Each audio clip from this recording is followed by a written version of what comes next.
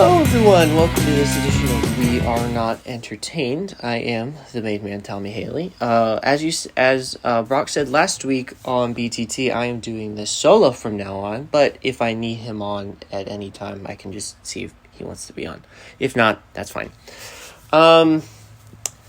It's been a while, hasn't it? It has been a while. I mean, a lot has happened. I mean, the first week that I forgot to do it, I'll just be honest, last week, kind of forgot to do it, just being flat out honest. And not the week before that. I mean, you could thank AEW having a 6-hour pay-per-view for that, so that was the reason why. But the week before that, I kind of forgot to do it. But anyway, it's good to be back and all that. Very packed show, but I really hate starting out an episode like this. Last Monday, we lost the bad guy, Scott Hall. He was in his 60s. I mean, I believe he passed away. He was on life support due to complications from I don't remember what surgery it was, but it was complications due to surgery. He was on life support. His family made the decision to just pull the plug. I remember coming home that Monday night, watching the last hour of Raw, which I don't know why, but seeing Corey Graves about ready to break down in tears was, that was the worst. The only thing I can remember is, obviously, his 2 ladder matches with Shawn Michaels. I mean, everyone remembers, him going to WCW with Kevin Nash, the NWO, all that. But the one thing I will always remember, bad times don't last, but bad guys do. It sucks losing someone like that, and it's the worst, man. It's just absolutely the worst. But it's so sad. Now, on to other news. A lot has happened. A lot. WCW. There I go, talking about WCW again. AEW had their St. Patrick's Day Slam stuff this past Wednesday of last week. And, nothing really happened. You had certain matches here and there. You had Wardlow get screwed out of the TNT title thanks to MJF, which believes to me is that he is definitely going to be feuding with MJF, which I don't understand. Yeah, cool, but put the title on him already, for God's sake. I don't know how to... I thought when Wardlow won the Face of the Revolution ladder match, it was going to be the Diesel versus Bob Backlund house show kind of deal where Kevin Nash literally won and beat Bob Backlund in 6 seconds for the WWE title. Kind of like that. No, it wasn't like that. MJF kind of screwed Wardlow out of the TNT title, gave Scorpio Sky a extended title run. Look, I don't know. I haven't watched AEW in a while. That was Revolution. I watched Revolution through the face of a red-haired British man called Adam Pacitti. I was hearing stuff, so I was I can't see it. I was visualizing it, but I didn't see it. So that was what was going through my mind. It was they're going to give him the Kevin Nash treatment where he's going to squash Scorpio Sky, he's going to win the title, and everything's going to be all hunky-dory. No, not this case. He got screwed out of it by MJF, which leads to me is they're definitely feuding now. Look, I'm all for it. So, I'm all for it. In other news, the women's title finally changed hands. Thunder Rosa is your new AEW Women's Champion. And I just want to say, thank fucking God. Look, I get it when Britt Baker first won the AEW Women's title. It was all cool and all that, but in the title run's latter days, leading up to the point where she dropped it last Wednesday on Dynamite, it just got stale. But in honest opinion, and everyone that watched that watches AEW could have agreed that the title should have switched hands at Revolution. Like, and I mean, it should have switched hands at Revolution. I get they were in San Antonio for AEW and all that, and that's basically Thunder Rosa's hometown and all that, which, by the way, she got, like, the intro with the mariachi band and all that stuff, which was fucking sick, by the way. But the title should have changed hands at Revolution. I don't understand why they didn't want to do it there, because that was a tone-deaf booking decision that WWE... That's something WWE would do. Like, literally not have a title change hands on a pay-per-view. But then, on live television, for free, where millions of people can watch... Not that I'm saying millions of people, or like 5 or 6 million people are going to be watching AEW. Maybe, like, at least 1 million tops. But, like, you had the title switch hands on free television. Like, that's a monumental changing of, like, the guard there. Where it's like, that should have been a pay-per-view title change and not a put it on free cable television title change. Was it awesome that Thunder Rosa finally won it? Yes, absolutely. And I'm not holding that against her at all. I love Thunder Rosa. I loved her stuff when she was with NWA, when she was the NWA Women's World Champion and all that. But the title should have changed hands at Revolution. That's just my honest opinion and all that. But hey, she's the new women's champion. Everything's good now. Let's see what they can do from here. I hope some interesting stuff. In other news, it's official. We have the adrenaline in my soul. We finally have an update on Cody Rhodes. What I mean is that it's official that he has officially signed with WWE. He's going back. Funny enough, it was first reported, and I mean, Sean Ross Sapp at Fightful.com was the one who was talking about, like, yeah, Cody's going back and stuff like that. But, like, it was kind of solidified last Friday that by Forbes, of all people, where it's like, yeah, it's official, he's going back to WWE. And then Sean was like, yeah, this is all, like, set in stone. So, apparently he's supposed to report to Raw the night after Mania, which I don't understand why not just have him wrestle Seth as like an open kind of challenge deal that Sunday of Mania, and instead you have him report the day after. Is WWE trying their best to keep that under wraps? Absolutely. And I mean, when you sign someone like that, then again, it's someone coming back to the company they left. You kind of try and keep that under wraps. I mean, no one expected AJ Styles to go to WWE. And then come Royal Rumble 2016, here he comes at the number 2 spot. Then again, we don't know who it is because they still have that stupid camera on Roman Reigns, confused looking. Who the hell is that? Like, come on, you don't have an angle where it's just gorilla position and it's just the Titantron saying, I am phenomenal, but you still have Roman Reigns' confused ass looking face wondering who the hell this is. But hey, he's going back to where he left. Is it going to be interesting to see what he does? Yes. I mean, like the report said, like, weeks past and months past that, he's going to get, the main event treatment. He's going to be in the top storylines. He's going to be close, to, like, the WWE title. Hell, maybe the Universal title sooner or later. All that kind of stuff.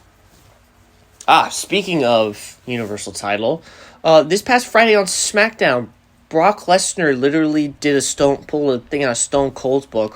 What? And basically drove a forklift through the truck or SUV Roman Reigns was in and just literally ripped the door off of it. And then proceeded to carry said door to the ring and cut a promo. Look, if there's one person that can rip a car door off and make it look like nothing, it's that man. It's Brock fucking Lesnar. And I don't know why. This is the best version of Brock Lesnar ever. Like, as a face, it's hella entertaining. I mean, him being on the Pat McAfee show, doing a fantastic Stone Cold impression and stuff like that. All that kind of stuff. I mean, just enjoy. Let's just enjoy it while we have it, because if he retires, cool. As I drink a cup of water. Refreshing. But, I mean, nothing else has happened. I mean, actually, there's one match that has been announced for Ring of Honor, the April 1st pay-per-view. It's a tag team match. I've never been so excited for a tag team match in my life, and I want to watch this match so fucking bad. Brock's going to cream his pants while he's editing this, or whoever edits this, or when Brock hears the final cut of this. The Briscoe brothers are back in action against FTR. Oh my god, I'm going to cream. I'm going to come. Call me Veer Mahan. I'm going to come. I'm coming. Speaking of which, on Veer Mahan, that he's still there. That they're running that gag. They're gonna run that shit out till Mania. Watch he actually show up at the Raw after Mania. That is so. That is the most. Oh god, I'm gonna will that into existence, and that's what's actually gonna happen. That's what's exactly gonna happen. But anyway, the Briscoes and FTR, 1-on-1, or basically in tag team action. FTR, the Briscoes. Oh my god. Oh my god. Finally, they're finally making it happen. Speaking of Ring of Honor, they're basically going to make it NXT. That's all the news basically from there. Stuff like that. That kind of deal. On to some other news. Let's see. What else did I miss? Oh, yes. I believe a couple weeks ago on SmackDown, Big E broke his neck in a freak, in a kind of somewhat botched belly-to-belly suplex, and, he got straight planted on his neck. Luckily, nothing was broken. Thank goodness. But seeing videos of Big E on Twitter with, a neck brace and all that, doing the randomest shit is some of the most highly entertaining stuff I have seen. It's actually kind of funny. But, hey, I hope Big E has a speedy recovery, all that kind of stuff. Hoping for the best. Let's see, what else? What other news is happening? Oh, yeah, Seth still doesn't have an opponent for Mania. As I said before, it could be Cody Rhodes. I probably can be wrong about that. But you know what they should do for Mania this year? So Ricochet is now the new IC champion. You know what Ricochet should do? Have a ladder match for the IC title. How awesome would that be to honor the legacy of Razor Ramon, Scott Hall, the bad guy? Just how awesome would that be? Be so cool. Be so cool to honor him like that. Have a ladder match at WrestleMania for the Intercontinental title. Please do it. Please do it. Hell, every IC title match at WrestleMania from now on should be a ladder match in honor of Scott Hall. They should do that. That'd be so cool to do that. Like they do the Andre the Giant Battle Memorial. Sorry, the Andre the Giant Battle Royal Memorial. All that stuff. I don't know how to say it. Either way, that's pretty much it for the news. As my Alexa goes off.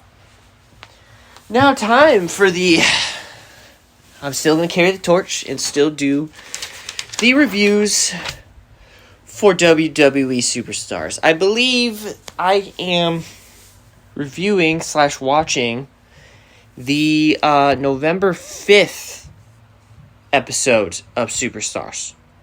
Was it the November? Yes, it was the November 5th episode of Superstars. So this is on Thursday as usual. There's matches from Raw, SmackDown, ECW, and all that kind of stuff.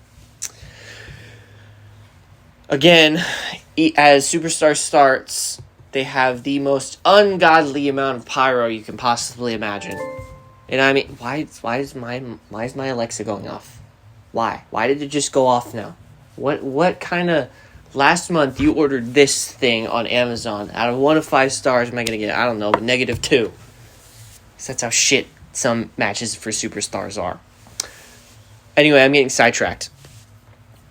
This is the November 5th episode of Superstars.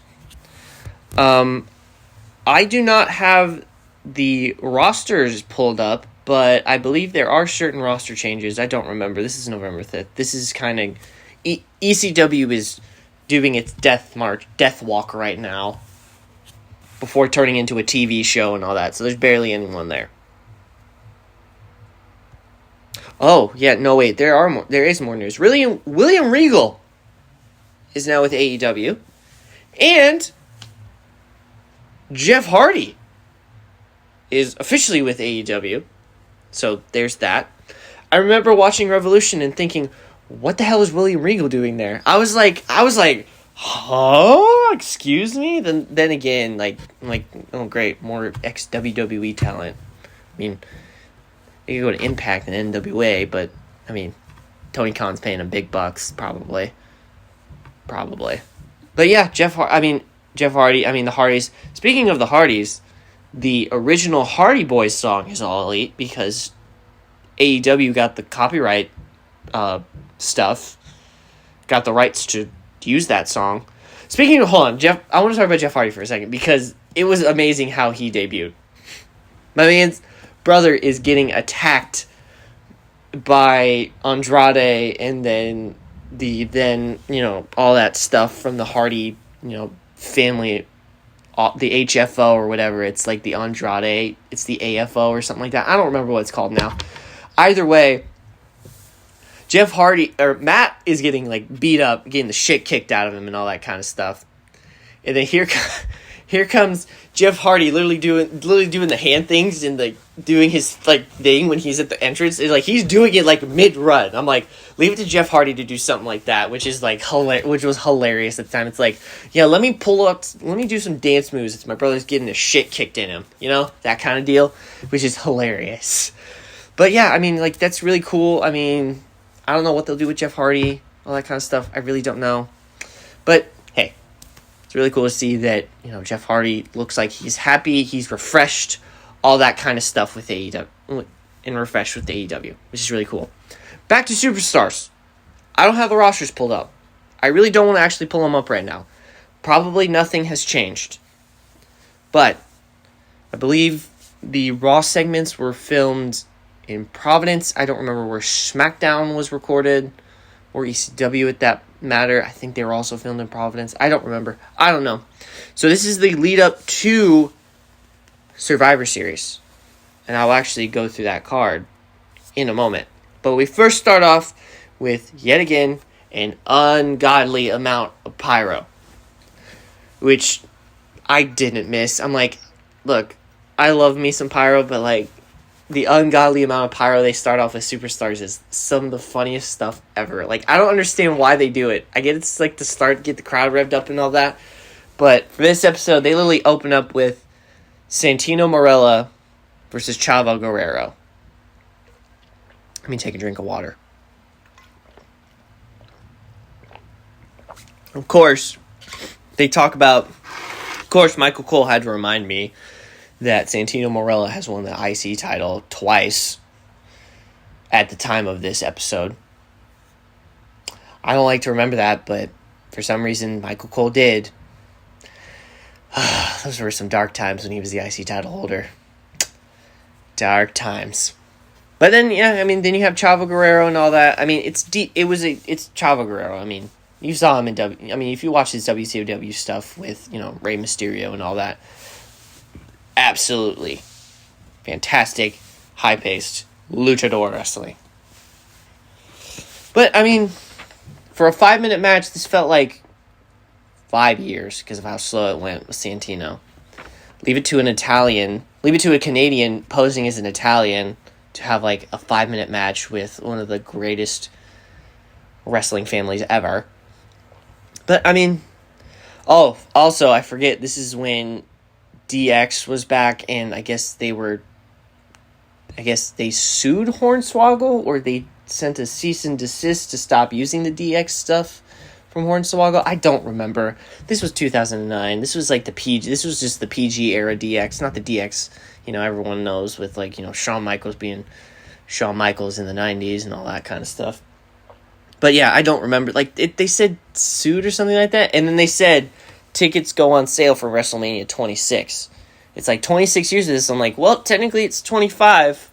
This was technically the 25th anniversary of WrestleMania, not the 26th.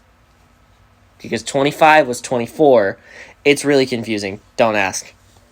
But yeah, I mean, this match was somewhat decently paced. I mean, it wasn't good. Santino won, I think, with the Viper. I don't remember. Santino wins. It's a 1 out of 5. I'm sorry. Sorry, Chavo. You're better than this. So better than this. Just don't turn into a white guy, please. Just don't. Oh God. Why did I do that to myself? Why do I remember one of the most terrible gimmicks and the most tone deaf and blatantly racist gimmicks WWE has done in a while? I don't even remember what his name was. It was something white or something like that. I don't know. It was something white. Something white. But yeah, either way, I mean, here's a break. Stupid Ass the Diva segment. I don't know what they were saying. I just skipped. I'm like Brock now. I'm just going to go skip for certain things.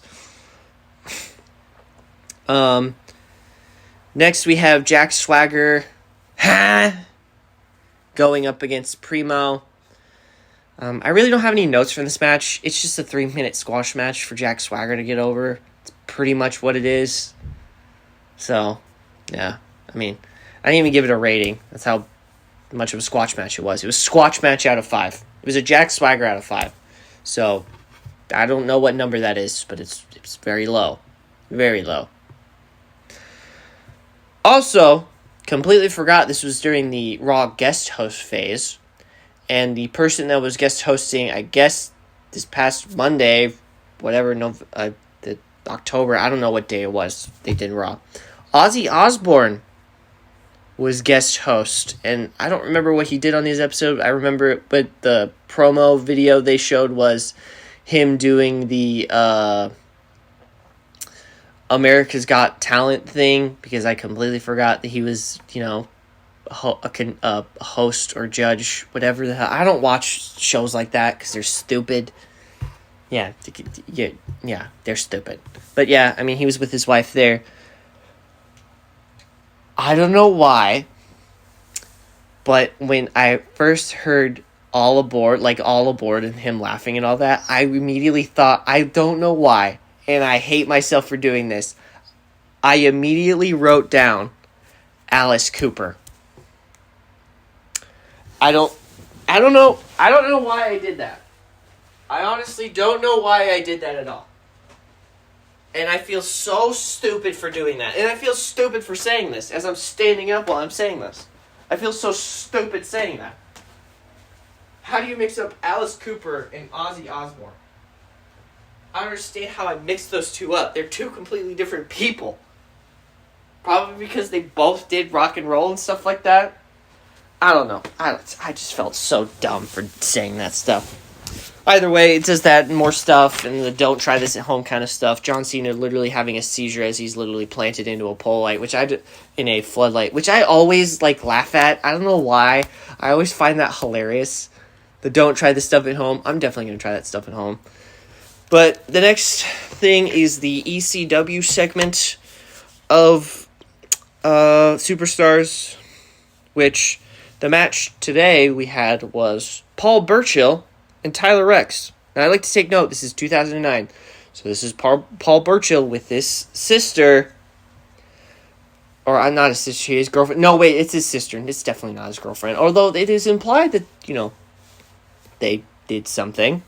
Which, can we, I like how WWE has, swept that under the rug. That, hey, they kind of banged. That kind of stuff. Look, I'm going to be honest, this is an easy, it's Tyler Rex and Paul Burchill. I mean, when Tyler Rex goes after Paul Burchill's sister, he gets very defensive and be like, you get the hell away from my sister, and all that stuff. It's like, whoa, dude, let's calm down for a second, and all that stuff. Whoa. And then, commentary was like, man, he really loves his sister. I'm like, yeah, he really does. He really does. They totally didn't fuck, by the way. Totally didn't fuck. Just kidding, yes they did, which is gross. I mean, I have no notes. I didn't pay attention during this part of Superstars. 0 out of 5. The next part is the main event, which is Fit Finlay versus Chris Jericho. Which, let's talk about a main event. Now, I'm going to say this one thing. I'll make this thing very clear. Apparently, leading up to this, Fit Finlay was supposed to have a match against Drew McIntyre, which is like, oh yay, the Scottish versus the Irish. This is me saying this coming the Thursday off of St. Paddy's Day and all that. When I'm recording this. Not actually during this time. But I'm like, oh yay, the Scots versus the Irish. I'm like, I'm just going to leave it at that, because I don't want to offend people. I'm just going to leave it at that. It's not offend people. So, I mean, like, they're like hyping up Finlay. It's like a 50%, Finlay at 50% is better than most superstars at 100%. And then, like, all that kind of stuff. But I forget. This is when Chris Jericho was coming fresh off of his 2008 heel run. I mean, that was just perfect. That heel run was just so good. So good. So good. I don't remember who his tag team partner was, because this is when he was I don't remember. I honestly don't remember who his tag team partner was when they had the unified tag titles. I honestly do not remember. Editor, if you want to put in who his tag team partner was at this time, that'd be very much appreciated, and I will thank you so much for it. Thank you.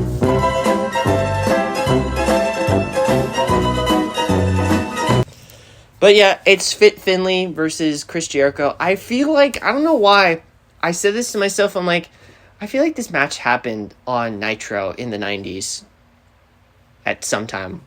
I feel like it did, because you had Finlay, who was a WCW, who was someone who was with WCW during like the 90s and all that, during the Attitude Era. Chris Jericho, who was with WCW at the time, before he left for WWE. And then you had Lil Nate as referee. I'm like, I feel like this happened on an episode of Monday Nitro. And I could be right. It probably did.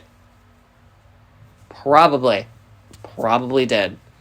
Either way, I mean, look, this is Chris Jericho during that run where he was just so good. Where he probably wrestled a mop and gotten 4 stars out of it. And I'm dead serious, by the way, when I say that. But either way, it's good. It's just good wrestling when you have Fit Finlay and Chris Jericho wrestling, because that was like really, really good wrestling. I mean, like they have points where, like, you know, Finlay gets his offense in, and then Jericho does some heel attacks, like does some heel stuff, you know, to stop Finlay's offense and stuff like that. So, yeah, no Shillelagh was used, by the way. I think. Yeah, no, the Shillelagh was not used at all by both men. But look, it's funny. So there's like a little vignette, like when they were waiting for Finlay to come out, and it was like, I like how he called himself an entertainer or something. I don't remember what it was. Like, he called himself a professional wrestler, but now he calls himself an entertainer or something like that. I'm like, that's funny. That's what his new, like, stable is, because the Inner Circle broke up and now he has the Jericho Appreciation Society. I think that's what it's called. Yeah, the Jericho Appreciation Society. And it's all about sports entertainment. And I'm like, wow. How have the turntables? But anyway, it's just very decently paced. Very decently paced for these two men. I mean, like I said, this is Jericho coming off his 2008 heel run. And I mean his 2008 heel run. Some of the best work he had in his career. There's a break in the action, because this is a 2-segment match. We come back. Finlay's getting his off. This is the point where they have great counter wrestling, where it's like Finlay will get some moves in, Chris will counter it. Chris will get some moves in, Finlay will counter it. All that kind of stuff. Chris locks in the walls. Finlay gets to the ropes. Finlay tries to do his finisher. I forgot the name. And then he hits him. And then Chris Jericho hits him with a Codebreaker for the 1, 2, 3. Chris Jericho gets the win. Very decent match, although, I mean, like, I give it, like, I give it a 2.25 because we like to do the quarter values and stuff like that. Excuse me. All that kind of stuff. So, I'll give it 2.25 out of 5. And now time to announce or say the results of the Survivor Series. 2009 edition of Survivor Series. This was held on November 22nd on 2009. It was in the Verizon Center in our nation's capital of Washington, D.C. This card only had 6 matches. So, this pay-per-view also had almost 320,000 this event received 225,000 pay-per-view buys. It was down from the previous year's almost 320. So, yeah, there's that. Oh, it's the Big Show. It was the Big Show. Was there a tag team named like Jericho or something like that? I don't remember their tag team name. It was the Big Show. Was the Big Show. So, yeah, there was that. The first match was a dark match between Santino Marella and Chavo Guerrero. Santino Marella won. Again, is a dark match, so no one knows how long it went. Stuff like that. I like to say probably like 5 minutes at the max. So, yeah. The first match on the main card was a traditional 5-on-5 Survivor Series match. The teams were Team Miz going up against Team Morrison. Team Miz consisted of The Miz, Sheamus, Dolph Ziggler, Drew McIntyre, and Jack Swagger. So The Miz opted for big, meaty men. Kind of. And then Team Morrison had John Morrison, obviously. He had Evan Bourne, Fit Finlay, Matt Hardy, and Shelton Benjamin. What a team that is. What a team that is. Team Miz beat Team Morrison. The match lasted about almost 21 minutes. The next match was Batista versus Rey Mysterio. To be honest, I don't remember why this was like a feud at the time. I don't remember it all. At all. Like, I don't remember anything about this. I don't remember. I don't know. I don't know. Batista beat Rey Mysterio via technical knockout. I don't know. I might have to actually go, like, rewatch this Survivor Series to find out what it meant by technical knockout. I guess I don't know. I don't know what happened. It was only a 6-minute and 50-second match. What is up with them not rounding up to 7? Like, come on, make it a 7-minute match and call it a day. The next match was another 5-on-5 Survivor Series elimination match between the teams of with team leaders Randy Orton, Kofi Kingston. I think this was during the stupid thing, like the stupid thing, like when, Randy Orton called Kofi Kingston stupid for not doing something correctly. So, Team Kofi Kingston consisted of Kofi Kingston. He had Christian, Mark Henry, Montel Vontavious Porter, so MVP, and R-Truth. While Randy Orton had CM Punk, Cody Rhodes, Ted DiBiase Jr., and William Regal. Oh my God, that's his team? Oh my goodness.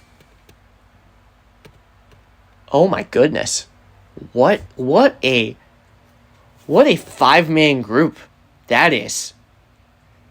That's a fucking stable right there. That could be a stable. God damn, oh my goodness. Either way, Kofi Kingston, or Team Kingston, beat Team Orton in 20 minutes and 47 seconds. The next match was the triple threat match for the World Heavyweight title. The Undertaker going up against the tag team of Big Show and Chris Jericho. Now, if I remember correctly, this is the match where someone says, Jericho, go back to Toronto, go back to Canada, or go back to Toronto. I think it was like, go back to Toronto or something like, it was, it was like, Jericho, go back to Toronto. And then he says, I'm from Winnipeg, you idiot. I think that's the match. No, it is. I believe it is. It's like, I'm from Winnipeg, you idiot. I'm like, I always laugh at that because of how hilarious it is. It's like that in the, I hate you, Batista, I hate you too. Kind of deal.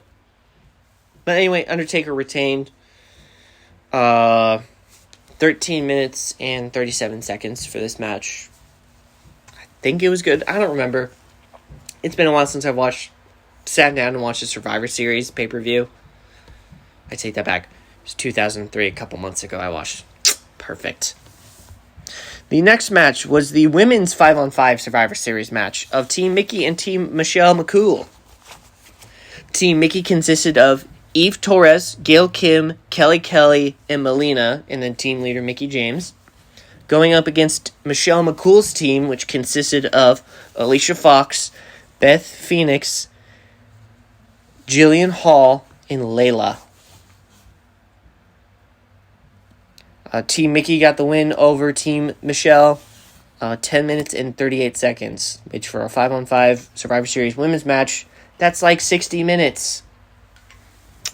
And then the main event, John Cena versus DX in a triple threat match for the WWE Championship. I don't even need to say the winner because, lol, John Cena wins. 21 minutes and 19 seconds.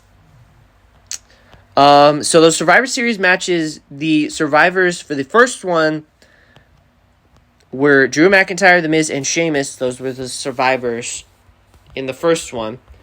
The next one was Kofi Kingston being the sole survivor in that match. And then the survivors for the women's one was Mickie James and Melina. So we only had one sole survivor, and that was Kofi Kingston. But yeah, I mean, that was that. I mean, would I say I was entertained by this episode of Superstars? Oh, I actually have to do plugs first. Let me do plugs first. Well, that has been this edition of We Are Not Entertained. You can find me on Twitter at dude_rex14. The D and the R are capitalized. We have big time talkers coming up this week. I believe we're going to be talking about more basketball, how my bracket has went to absolute shit, more free agent stuff from the NFL, that sort of stuff. I don't know what else we're going to be doing. I don't know what top fives. I don't know if we're doing a top 5 or something like that. I don't know. We're going to be talking about the NCAA tournament, and that's very solid. I know that. I don't know what Macy did on CSP, so yeah, there's that. But anyway, like I said, you can find me on Twitter at dude_x14. The D and the R are capitalized. You can follow the YouTube channel, which has a Twitter account. It is BCardYT. The B, the C, and the YT are all capitalized. You can follow Brock Gordon at BrockGordon99. I believe the B and the G are capitalized. You can follow Macy on Twitter at Macy_Sheer. The M and the C are capitalized. I believe she has 99 or something like that. I don't remember. Our socials will probably be linked at the bottom of this description. But then again, this has been this edition of We Are Not Entertained. I've been the main man, Tommy Haley. To say if I was entertained? Slightly. Other than that, good night, y'all. Drink some water. Be healthy.